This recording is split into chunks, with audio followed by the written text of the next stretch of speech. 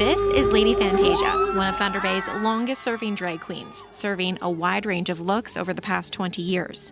She has reigned supreme in Northwestern Ontario, but it hasn't always been a life of glitz and glamour. I spent a couple hours with Lady Fantasia, or Jean Forget, at a coffee shop in town. We talked about how Lady Fantasia was born and what it means to be celebrating her 20-year dragiversary. Bring us back 20 years ago when you jumped into this scene. How did it all begin for you? Yeah, so I got a job at, it was called the Voodoo Lounge, and it was a lifestyles friendly bar, and they were hosting a drag competition at the bar. And nobody was competing against the queen, and we were told that we all had to dress in drag. I'd never dressed in drag like to go out. I did it at home all the time. And so I showed up to work, and it was funny because I showed up a little bit late, and my boss was like, "Hey hon, what can I get you to drink?" And I was like, "It's me." So that was really wild. I was like, "Oh my God, you didn't recognize me." And then halfway through the night, they were like, "Nobody is competing. Nobody's doing a song against the queen. Like, you need to get up there and do a number." And like, you would think that I would have just like froze and just been like afraid, but I wanted to be a pop star my whole life, and I had a CD in my car, and I was like, I am ready for this. And so I got up on that stage and I did a song called "I Want to Be Bad" by Willa Ford. I lost, but it was the beginning of crazy adventures. So what happened from there? The bar burnt down the weekend of my birthday. So the people who ran the bar started doing these things called socials. So once a month they would have a dance. For one of the socials, the queen phoned me on the telephone, and she said, "We're looking for somebody to fill an hour spot. Can you do it?" An hour? An hour spot. Wow. Yeah. Okay. Yes, things were different back then. Now it's like you do one number here, one number there, but it was like I had a whole hour to fill. And so I remember I just hung up the rotary phone that I had, and I called my friends, and I was like, "We've been booked for a show."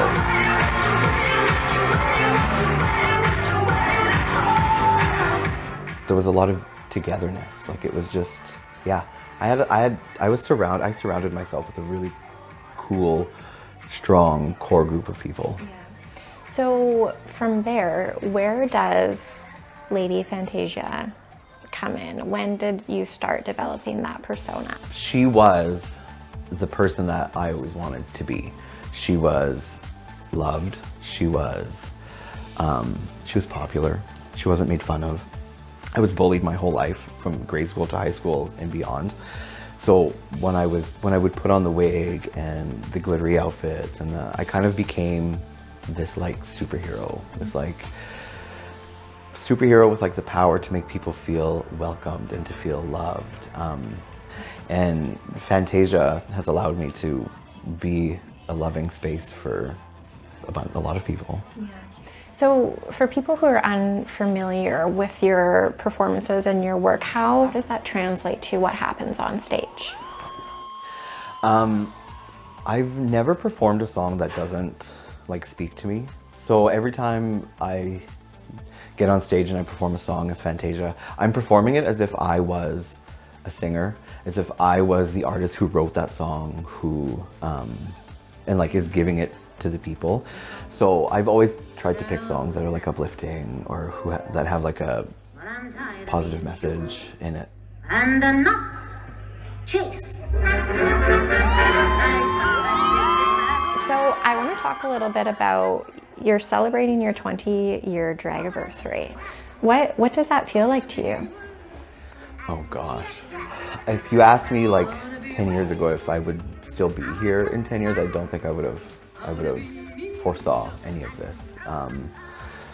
Because like I said, I was bullied a lot, and I fell into drugs when I was younger, and it lasted throughout my adult life.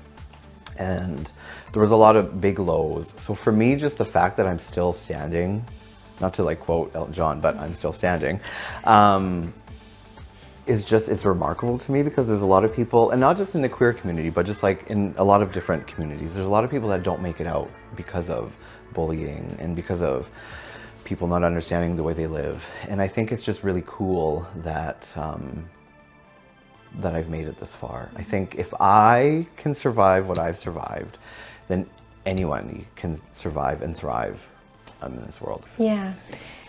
Has drag helped that to click? Yeah.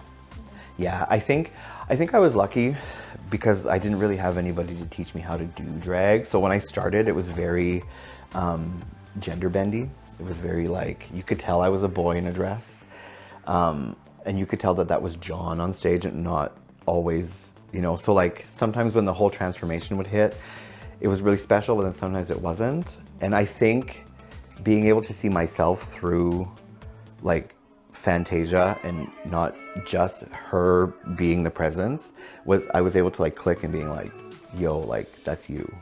Like if she is allowed to be loved and she's allowed and you are like proud of her, you need to be all those things for yourself. And I mean, speaking of an outpouring of love, you also just had your 20-year dragiversary show this past weekend. About, I think it was 14, 15 people participated in that. Yeah. What was it like to have that celebration, have all those people there? It was wild. It was wild. I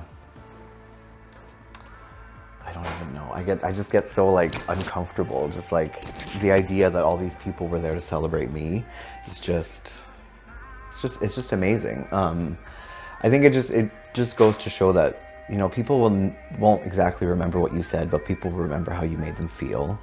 And I guess I've made a lot of people feel really good about themselves because the amount of energy that was given to me was it was incredible. This work, these performances, this part of you, it has now reached the point where it's half your life, right? Where do you see yourself going from here? What's next for you? Oh gosh, probably gonna get louder. I don't know. I'm just gonna keep living.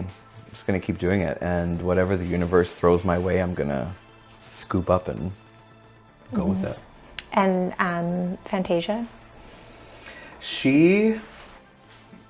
So it's funny because everything I always wanted to achieve in my life, I achieved. I wanted to be famous.